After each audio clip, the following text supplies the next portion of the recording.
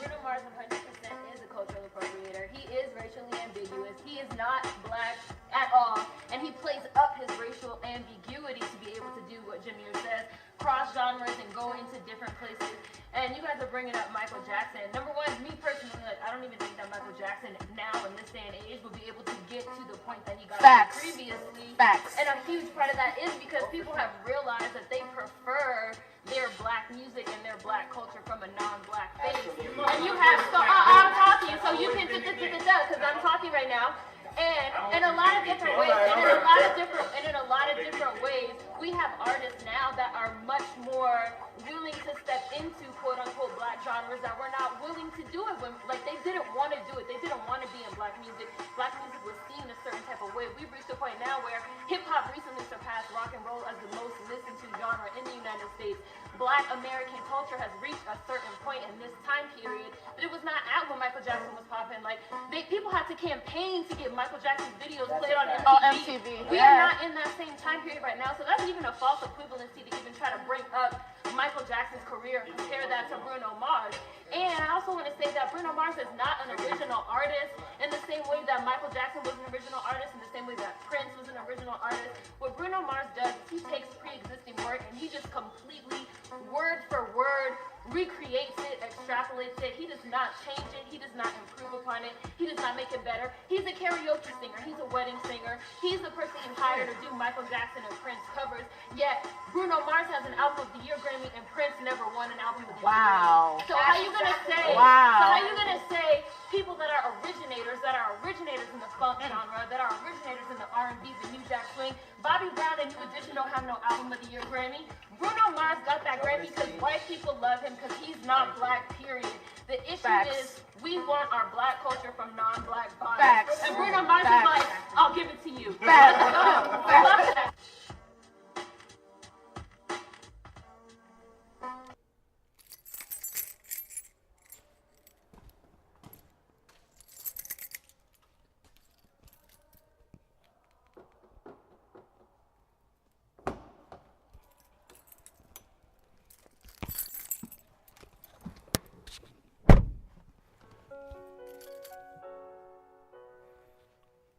Another day.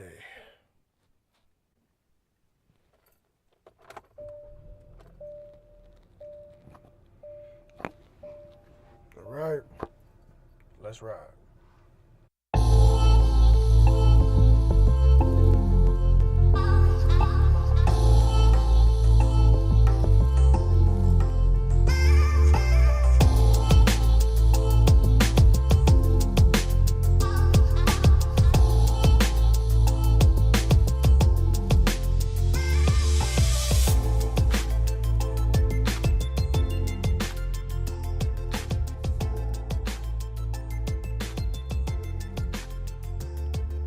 Man, there was a lot going on this week. First and foremost, rest in peace to Stephen Hawking.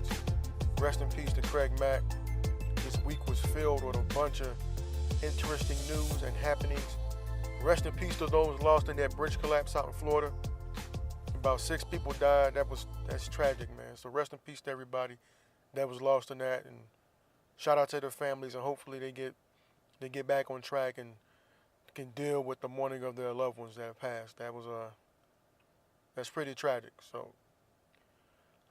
I can only hope that things will be done in the future to prevent this type of accident from happening. But we all know how life is. We all know things go wrong from time to time. And this was an unfortunate situation that cost 6 people their lives. So there's nothing really to be said about it other than it's a shame. And I'm sorry to start it off like this. But, you know, judging by the intro, you guys know I'm going to talk about some shit today. Bruno Mars being one of them. But let me get into this other news real quick.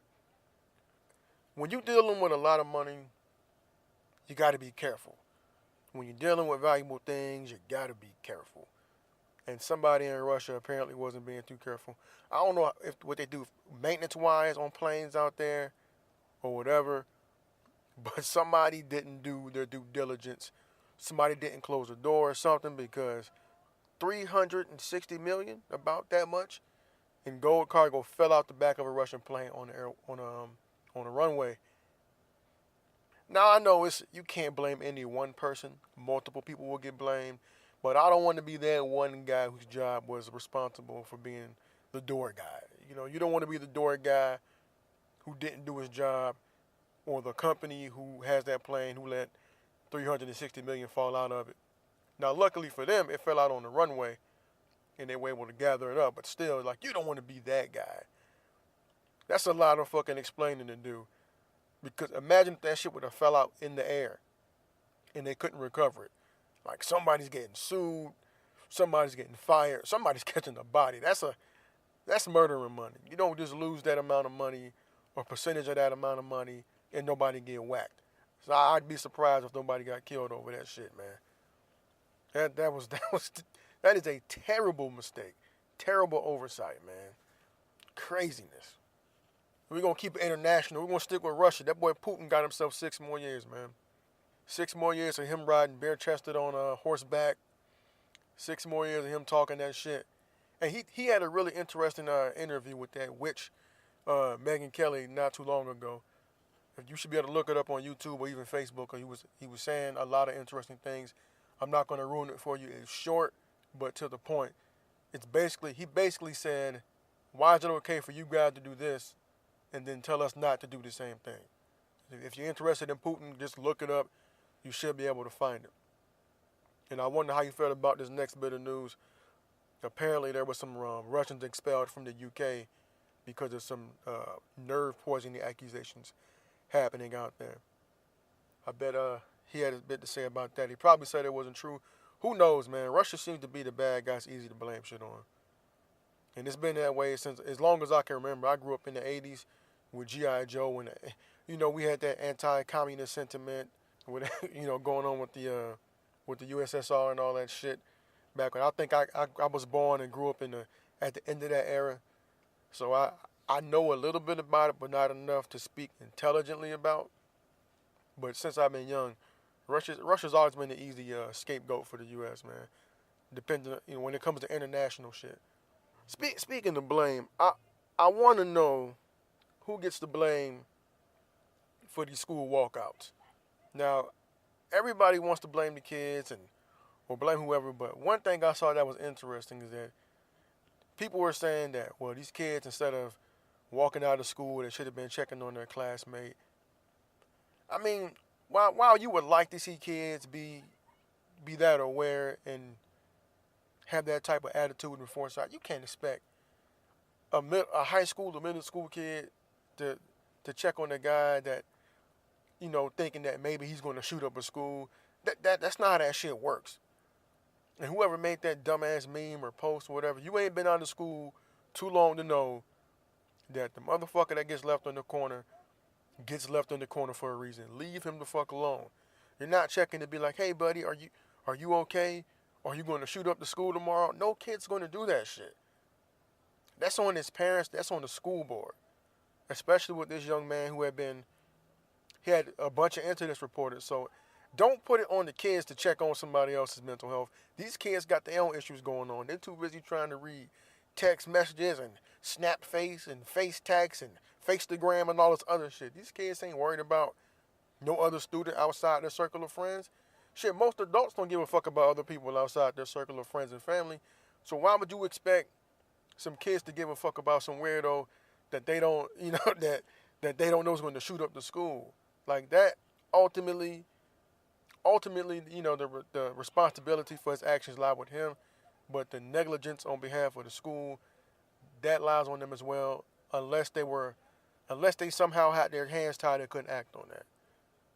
So if these kids want to walk out and for a purpose, if they got a reason for them to protest and they're not bothering anybody, let these kids do their thing, man.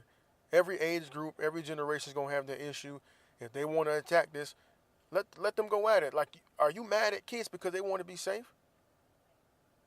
How could you really be mad at kids because they want to stay safe, regardless of how you feel about guns? Because if the kids don't feel safe, something got to change. I see a lot of people saying stupid shit online, but none of these motherfuckers have kids. That's the thing about it that bothers me. Like, people talking like, oh, these kids, this and the third. Half of you are still kids yourself. You don't know what it's like to have children and have them be scared of things and ask you about shit that you may feel is irrational. But once you have children, maybe you understand. Personally, I feel like we got to do what we got to do to protect the babies. That's it. There shouldn't be nothing else in the way of that. You know, I'm disappointed in my state in the way they voted, but it is what it is. We got to move on, got to move forward. We got to educate our children in home on how to act outside of the home, and hopefully it'll resonate with other people. But it is what it is, man. You got to move on, get past it.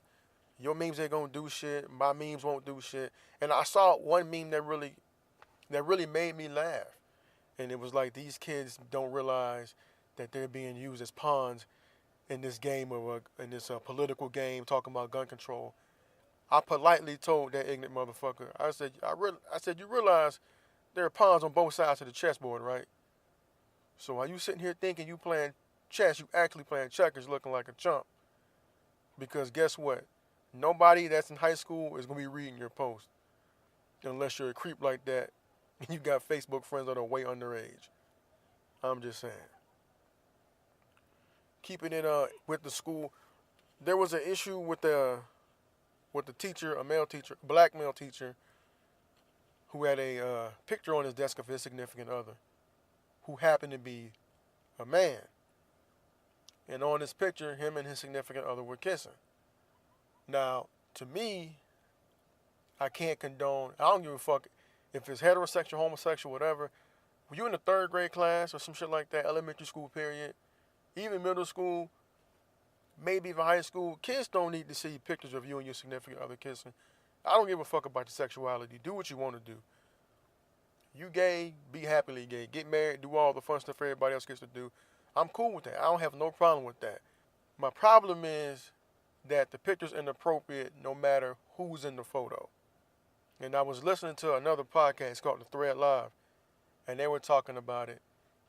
I want to be clear if I say this, but I think somebody on that episode said that they were doing it just to prove a point.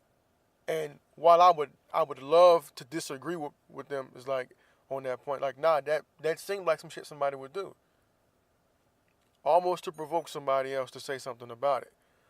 Almost like, yeah, try me, say I'm wrong for doing this shit. And I would love to disagree, but I honestly feel that way. I don't think it's necessary for that. Not for you to have your significant other in the picture with you kissing on them. Y'all hugging, holding hands, whatever. Maybe, cool, but kissing, nah, I think that's going just a little bit too far. You got to leave that type of shit at home. Your class, your children in your class and the students don't need to see that shit, man. I mean, what's going to happen if you have like an open house, or open night or whatever, and somebody's parents come through and flip out? You have a right to your sexuality, that's cool. If you out the closet, that's cool. More power to you. Get out that closet. Go live your life. But you're going to attract negative attention doing that. It's best that you keep your private life private in some situations, especially when you're at your job. Like I wouldn't have a picture of me and my wife slobbing down on my desk at work. That's just a little inappropriate. And I work with nothing but adults. So there's a little tact that you have to have in there. You want to express yourself, cool, but there's a fucking time and a place. Now you're probably getting all this negative feedback because some simple shit you did to grab attention. At least that's how it looks to me. If I'm wrong, let me know I'm wrong, but that's just how I feel about the situation. Man, what else? Oh, Rex Tillerson lost his job. Just goes to show you when you stand next to a shit pile, you're going to get some stink on you. Apparently, the powers that be didn't like the fact that there were some disagreements or whatever. But that's just how it goes, man. When you climb into the snake pit with a snake, you got to expect to get bit. Because that snake is after nobody but, they're not looking out for nobody but themselves. So you got to kind of expect that. You roll with the snakes, you're going to get bit in the ass once or twice. And they bit him in the ass and cost him his job, but he'll be fine. You got Exxon money, got a bunch of shares of Exxon Mobil, he's going to be fine. If they get that deal to go through in Russia with Exxon and the Russian oil, the government oil company, he going to make all the money he needs. And that's probably why he was the Secretary of State to begin with. But I'm just saying. Also, his son, Trump Jr.'s wife, is asking for a divorce, man. Like I said, stand too close to shit, you gonna get some stink on you. And I don't know why she's asking for this divorce, but it just makes sense to me. You're too close to that. I'm assuming she had like a somewhat private life before all this. And marrying into a family like this, she gotta kind of expect that you're going to get a bunch of attention. Some of it unwanted, but I'm like 1,000,000% sure that it was doubled, tripled, quadrupled over the time that her father-in-law has been in office. And she probably didn't want that type of attention. People digging in her shit. Her husband probably super busy. Things get in the way. Things fall apart. And I don't want to see anybody's marriage fail. But when it's somebody that's close to somebody you don't like, you kind of got to laugh at it. I'm petty like that. I can't help it. It's just who I am, man. It's just who I am. What else? What's the more news? Oh, yeah, like Stephen Hawking, man. Astrophysicist. Super intelligent individual. Left his mark on the world. And it's a shame that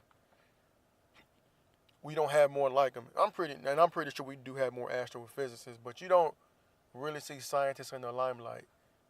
But he was somebody that was talked about in the news often enough for me to know who he is, and I have like no dealings with science whatsoever. For me to know who he is and me not be really interested in science at all, that tells me that he was doing shit on the grand scale. But he was spoken of very highly. Like, I didn't look into anything he did and nothing like that. I knew of him, and despite his handicap, him being quadriplegic, unable to speak, he was able to affect the world with his intelligence and with his desire to do what he wanted to do. So you got to give respect to a man like that who was able to show the world you could do what you want to do. And he literally had to put his mind in everything he did for him being handicapped to that degree and still have a great effect on the world. So shout out and much respect to Stephen Hawking, man. May you rest in peace, and may your influence change the world like you already have. And another rest in peace to Craig Mack. A lot of you guys may not know him, may not have heard of him if you're younger, but he had a classic song called Flava In Ya Ear back in the early 90s. He was the first artist ever signed to Bad Boy Records, man. He helped set Puffy's career up. And it's a shame that he went out at a young age, but it just goes to show you got to take care of yourself. You got to get your health together, man. You gotta get it right. And that's why I was telling you about that Fonte album last week when I did the last episode. But there's a song on the album called Expensive Jeans. It talks about stuff like this, how African Americans don't take care of their health. So if you know somebody in a bad situation health-wise, talk to them, man. Let them know that you want them here and they got to do things to keep themselves on this planet. Because there's a lot of stuff working against you. Your food, stress, everything. Everything in the world give you cancer. You sleep too much, you might fuck around and get cancer. It's just a reminder, man, to love your loved ones while you can love them. In the physical, I mean. We got to start taking care of each other out here, man. It's a crazy world that seems to want to get rid of people in a hurry. And on to some, from that low note, we're going to go even lower and talk about this fake Wounded Warrior Corporation that they had in Indiana. So basically, there's a group in Indiana that started a fake Wounded Warrior funds. And for anybody that's listening that's not familiar with the military or what Wounded Warrior is, it's basically a company that does things for military folks that have been wounded in combat and have things going on to help them transition away from military life or even make sure they get their treatment while they're in. Wounded Warrior is a great organization, and for somebody to go out their way to defraud people out of their money in the name of a company that's meant to look after the military and take care of the military, that's downright despicable, man. Like, there's a place for you. You deserve a place in the hottest part of hell.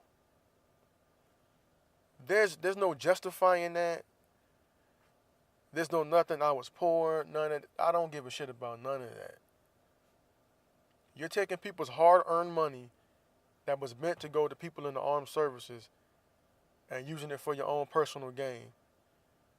That's fucked up, man. That's terrible. I just hope they put you somewhere or you get taken care of in prison. No protective custody, none of that. You deserve everything that comes your way. Because I'll tell you this. If you have never been around wounded warriors, it's a shock the first time you are. With as close as I am to the military and all that, I'm telling you now, there's people in the military that haven't been around wounded warriors. It'll shock you at first when you see the things that these kids are dealing with. I'm talking about young kids that are losing parts of their body, the ability to do certain things, the ability to live their normal life. They're changed. They're never going to go back to the way they were. And there's a group of assholes out there that has a nerve to steal the money of hard-working people that chose to donate to these kids. It's fucking despicable. You deserve every bad day in the world and every bad thing to happen to you for the rest of your life, which I hope is spent unpleasantly in prison. That's despicable. And there's some other news about another idiot. I won't call him an idiot. I'll say somebody who made a bad choice. He made a bad social media choice to go on Facebook and call the military overpaid. Now, he may have been trolling or whatever, but that's still, you can't, anytime you say something negative about the military, it's going to look bad on you. As it should. But for somebody to not have served, to say some shit like that, is ridiculous, and it's going to make you a target. And not even a real, I mean, I don't know. It depends on how serious some people are. I won't say a real target, but you're going to be targeted on social media, and it's just a nuisance that you don't need. People fucking with you, saying bad things about you, especially if it's somebody like me. I would say something bad about your family, your parents, maybe your children. I don't know. But, you know, you got to expect bad things to come your way when you do stuff like that, man. And I even went back and looked at his page and read what he wrote. And in the comment section, he said, obviously I didn't mean the troops, I meant the military as a whole. But still, that's a bad move. You just got to stay away from some things, man. If you can't do it in an articulate way and say military spending is out of control, not military wages, your best bet is not to do it at all. I'm not sure he's 100% wrong, but that's not for me to say, and that's not a spot I'm trying to put myself in. So I won't. And I'll let him have that bullshit all to himself, man. All to himself. And so y'all, transition from the bullshit. Let's talk about some fun stuff. Let's talk about sports, man. Let's talk about this NFL free agency. That shit has been crazy. I did not expect the Packers to let go of Jordy Nelson. But I'm glad they did, because fuck the Packers. That shit happens to be the way I feel, man. I did not see that coming a mile away, that they would let go of Jordy. Even I know he tore his ACL and all that shit, and he may not have been as productive as they would like. But I mean, his starting quarterback was not playing for the majority of the year, and he's 1 year off of torn ACL. I just don't see the point. They let him go and then bring in Jimmy Graham, which, you know, good for Jimmy Graham, but to let Jordy Nelson go after he spent all that time there balling, just a year off his ACL, to go get Jimmy Graham after that is weird to me, because Jimmy Graham has also been banged up. He's also been underperforming. So I understand what he brings to the offense, and the Green Bay Packers use the tight end heavily in their offense. But wouldn't it make more sense to have Jordy Nelson there to open up the middle of the field for Jimmy Graham? I don't know. I'm confused. Maybe I'm missing something. But there was a lot of moves, and that was just one I didn't understand. Kirk Cousins is supposed to go to Minnesota. Sam Bradford's supposed to go to Arizona. The Bears got Allen Robinson. He was previously in Jacksonville but got hurt and didn't really get to play. So the Bears snatched him up. And there I had a lot of names written down, but it's too much to go over, man. Take your ass to NFL Network, or go on ESPN. Or if you like me and you like sports, you probably got all these updates already. So I'm not going to waste my breath talking about it. But there's a lot of crazy moves made, and I'm anxious for the season. I'm anxious to see what happens, man, because it's always interesting. But I feel like this year there was more of a shakeup. It was big. It was big. Also, what else happened? Anything else happened with football I'm missing? Oh, Case Keenum to the Broncos, man. I don't know how that's going to work out. I see him as I don't know. I don't know if their offense is fluid enough. I don't know if that's the word I want to look for. I just see him as more fast-paced offensive type of QB. I don't know if they got that going in Denver, and maybe that's what they're bringing him there to do. I'm not sure. That will also be interesting to see. You know, I guess he'll take his time to get acclimated to the mile-high weather. We'll see. But I didn't think Trevor Siemian was doing that bad of a job. You want to hear somebody to control the game while you guys ran the ball and played defense. I thought he was doing his thing. Maybe, you know, with John Elway being over there, they're just a little impatient at the quarterback position. But you can't expect everybody to be great. You just had Peyton Manning. I feel like you got to kind of pump your brakes, slow down, and give these guys time to play. You keep rotating your QBs out like that, your first team offense ain't going to get a chance to really think about who they playing for or get used to who they playing with. But, hey, that's just me. I'm on the outside looking in, man. I don't know. Also, not to change lanes, but I'm going to keep it with the NFL. But speaking of the NFL and the evil empire, and I'm talking about, anytime I say evil and talking about the NFL, other than Roger Goodell, I'm talking about the New England Patriots. Bill Belichick. For the longest time, I hated him. I thought he was a piece of garbage. And he may be a piece of garbage. The NFL does paint him as an evil motherfucker. And maybe to his benefit. He probably likes it. Makes it so he doesn't have to talk and be friendly and all that shit. But I did happen to catch a documentary about him and Bill Parcells. It's called The Two Bills. I think it was ESPN 30 for 30, but I know it was ESPN documentary. I don't know if it's a 30 for 30 or not. But it's worth checking out. It's worth checking out. You get to see how two big but very different personalities coexisted in the NFL and see how their careers tied together for a long time and how they kind of fed off of one another and how Bill Parcells kind of positioned Bill Belichick for better or for worse. I feel like if you're a football fan, it's worth you checking out.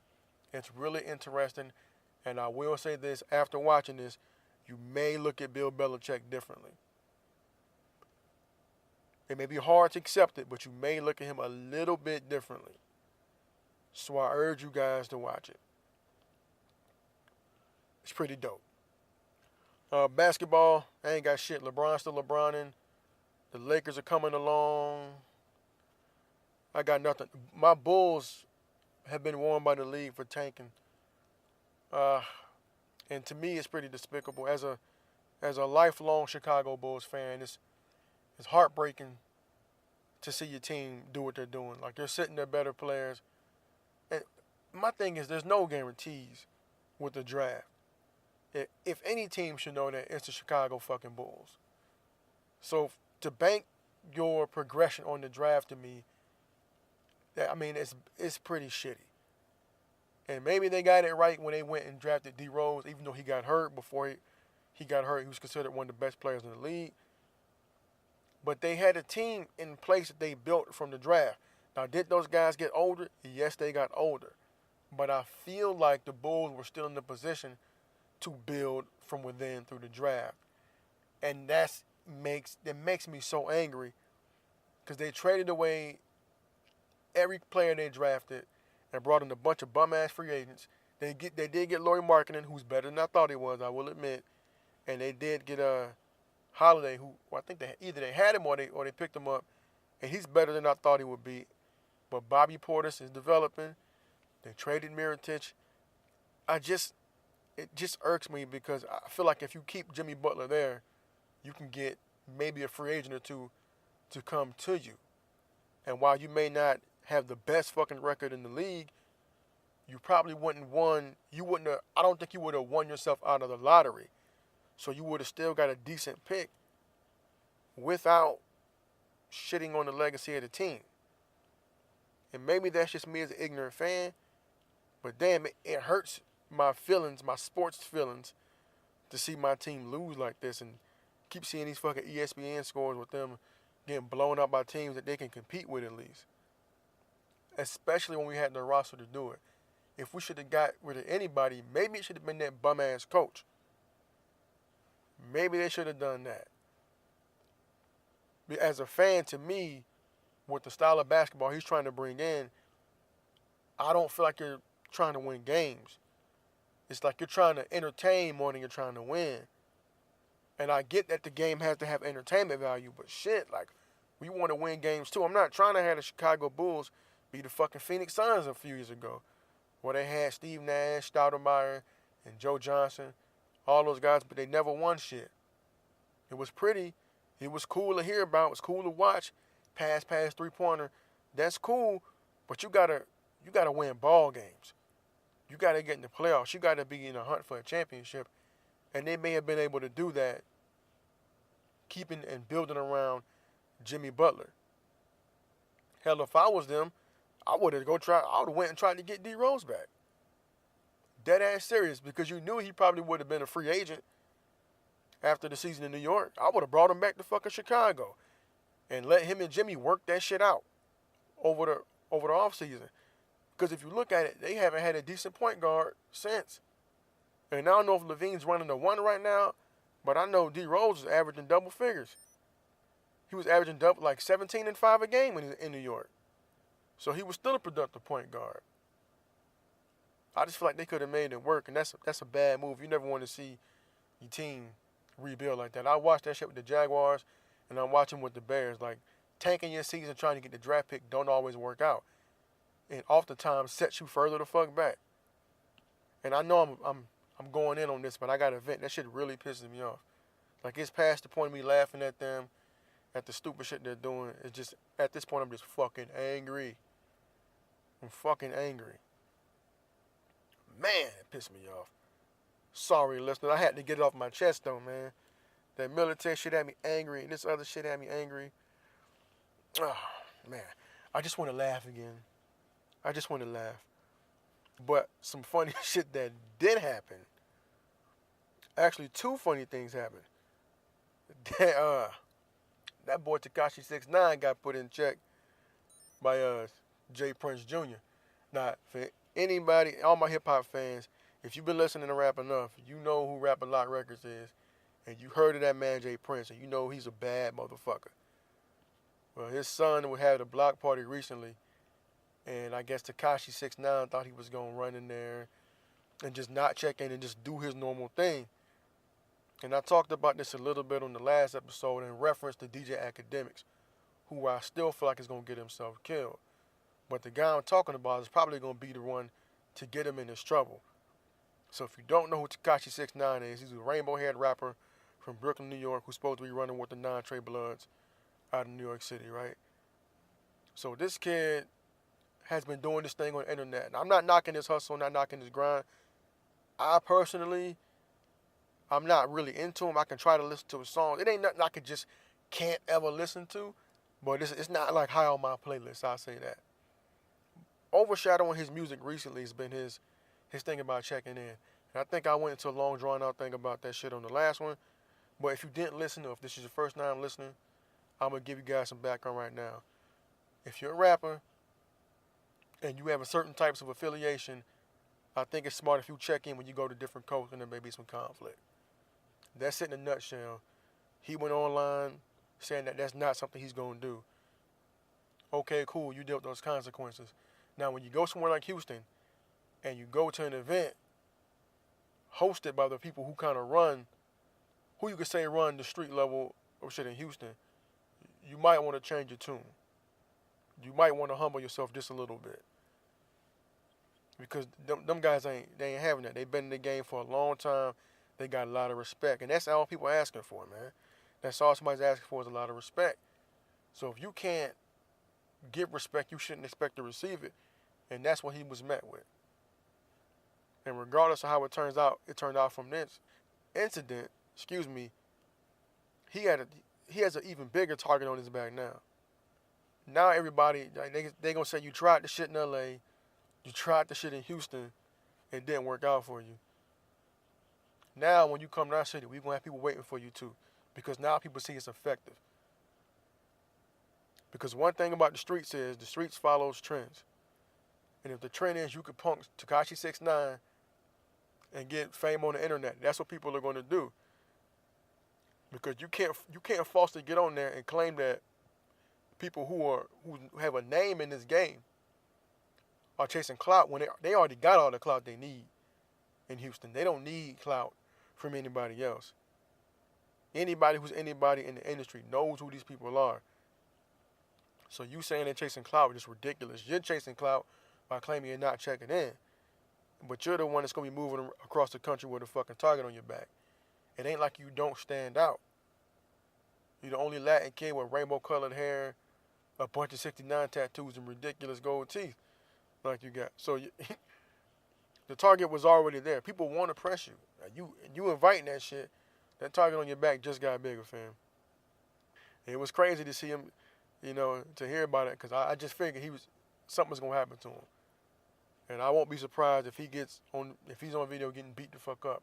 Like, for real this time. Not the LAX bullshit, but like if he's on the internet getting for real beat the fuck up one time, I will not be surprised.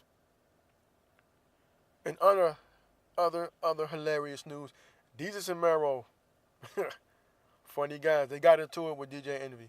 I won't say got into it. They went to the Breakfast Club, hosted by DJ Envy, Charlamagne the God, and Angela Yee, right? They went on there, and if you watch the Breakfast Club, you'll know that apparently Envy holds grudges. So they have a show called Desus and Mero, and apparently they were watching something. They do play-by-play. So they'll sit there, and I guess the producer or whoever will play shit on the screen, and they'll basically just react to it. And at this particular point, obviously DJ Envy and his wife were on the screen, and she was saying how she knows Sean, she don't know DJ Envy or whatever. How apparently DJ Envy some other guy, and then Desus made the comment like, oh, she's not familiar with him. She's familiar with that DJ Envy check though.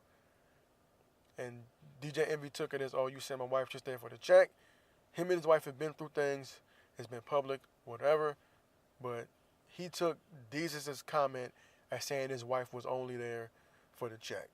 And for that, him and DJ Envy, Desus and Mero had got a little heat with DJ Envy behind that.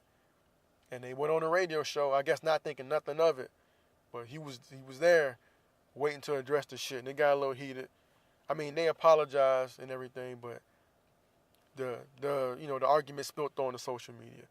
So I think it's going to be fun in the next couple of weeks to see them talking shit, because I know Desus and Mero ain't going to let up. They're going to keep going in. Their podcast is probably going to have something. They're going to probably do a whole fucking Bodega Boys episode about that shit. But we shall see. Another thing I want to talk about is the 90s, man. And I ain't talking about nothing referencing you punk ass 90s babies, whatever. 90s kids, whatever you calling yourselves. I'm talking about shit that happened when you guys were alive, but probably didn't know a lot about what was going on. And I'm talking about the recent raping of the 90s for profit right about now. We saw it with the, I'll give you the particulars of what I'm talking about. I'm talking about Tupac and Biggie and O.J. Simpson. Now, Tupac and Biggie have been gone for about 20 years, right? 95, 96, so that's 20 years' time. And a couple years ago, for whatever reason, they had another Tupac movie come out. And now on the USA Network, that they're airing a mini-series on the murders of Tupac and Biggie. And while I understand creating awareness, my thing is, where was all this shit like 20 years ago? Where was all this interest 20-some years ago when this shit happened? The O.J. Simpson shit. I don't know if it was legal shit they were trying to get done. Like Fox is releasing the interview O.J. supposed to did. And I know he's probably trying to get paid. He's been in jail for a minute. And he knows he's a dollar sign. But it's like, damn. They just had a whole ESPN documentary about this shit. They had a whole FX thing about this shit, and now Fox is doing an interview. It's like, man, y'all really gonna rape the 90s for content right now? Is it that bad that you got to go back and rape the 90s for some shit to happen and bring up this negative shit? They keep pimping out O.J. Simpson. Y'all know he's a willing hoe. I get it. He's low, though I understand. But at some point, he's got to have some self-respect. And it's not like I give a fuck about O.J. I'm thinking about the family of the people he fucking killed.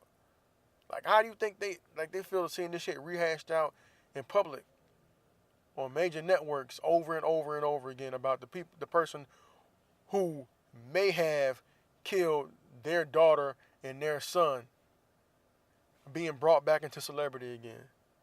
It's crazy to me. Like, that's why people in these industries have no soul whatsoever, man. None whatsoever. The same thing with Tupac and Biggie. Like, their families got to hear this shit. Like, I understand you're doing it for ratings, or you want to expose the truth. Okay, cool. Donate some money to their families if you want to help them out.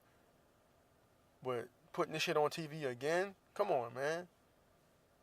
Now, who approves this shit? I doubt anybody's watching. Because those of us who were alive and old enough to understand what was going on, we're probably tired of this shit. Like, unless you can show me Tupac is alive and it was all fake, I don't want to hear this shit. I don't want to see it. Like, I'm thinking about his family. The people that were close to him. And that terrible ass movie they made, too. That shit was garbage. Shit, like, it wasn't a Lifetime movie, but it looked like it. That shit was trash. Man. Also, so let me get into this Bruno Mars shit. If we're talking about cultures being raped. That young lady spoke her piece. And I went back and forth when I was thinking about this. Like, was she right? Was she wrong? I don't know. Was she misguided? If you really sit back and think about what she said, she didn't lie. I'll tell you that shit. She damn sure didn't lie. Everything she said about him sampling that music is true. It's factual. He is basically going into that bag and repopularize. I won't even say he's making it popular again. He's just dipping into the bag and using that as his musical influence, I guess, to propel himself. Now, let's not get it fucked up. Bruno Mars is amazingly talented. Super talented. Ridiculously talented.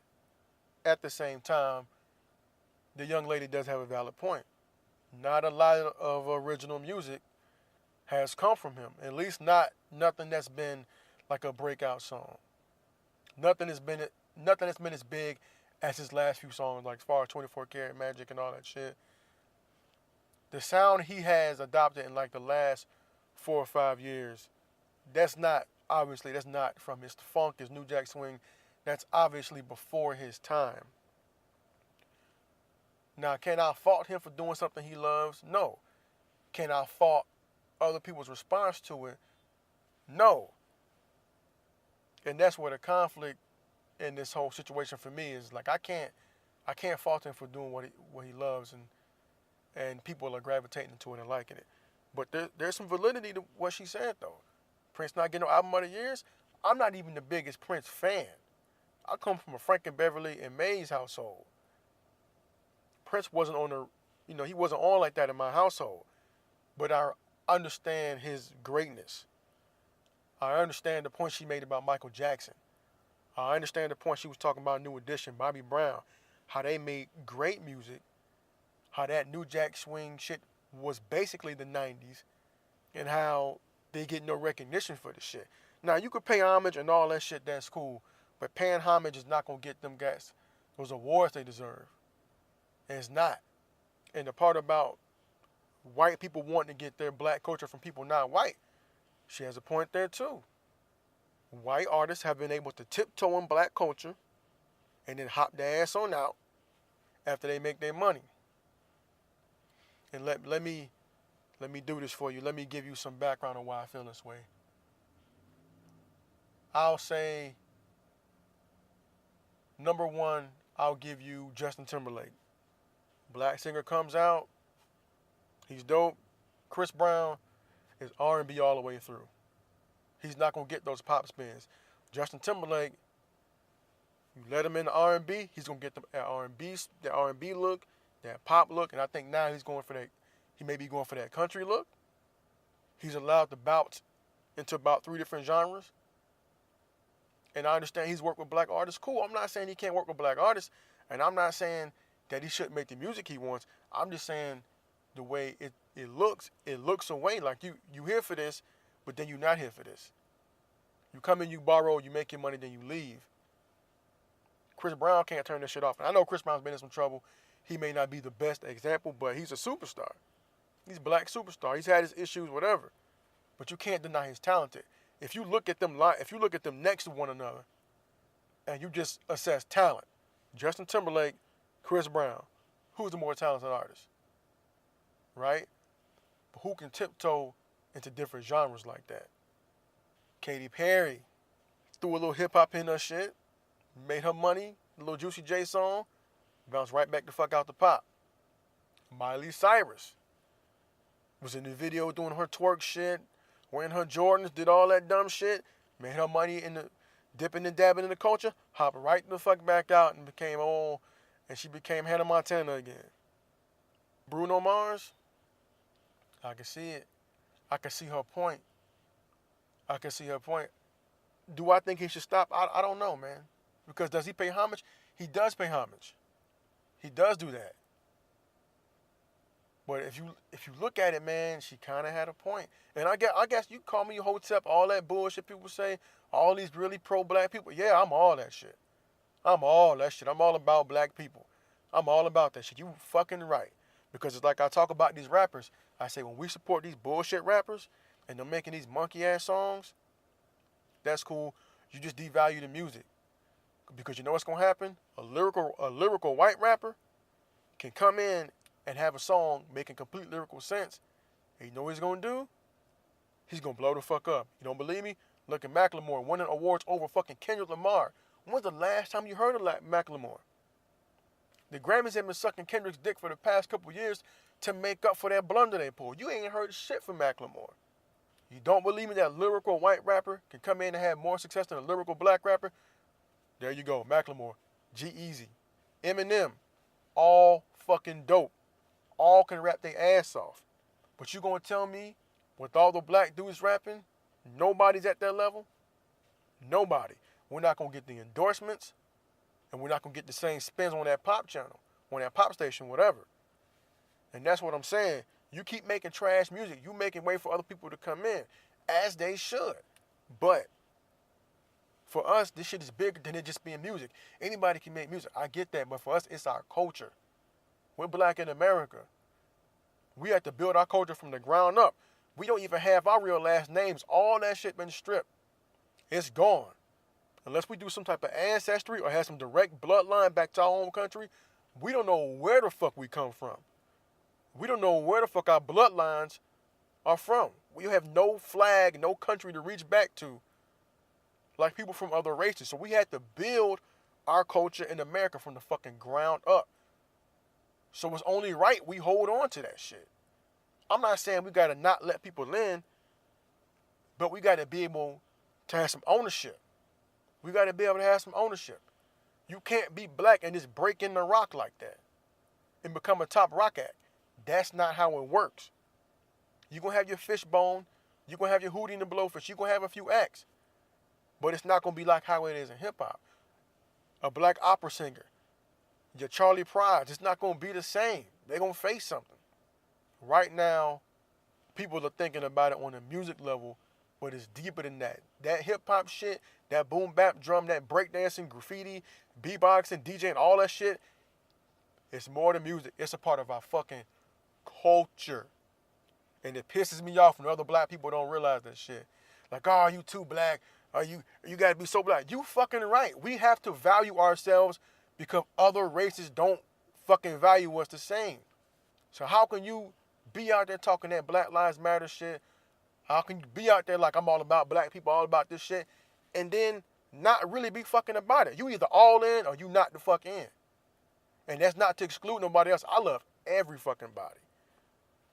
If you white and you can make a beat, make that beat. You can DJ, break dance, all that shit.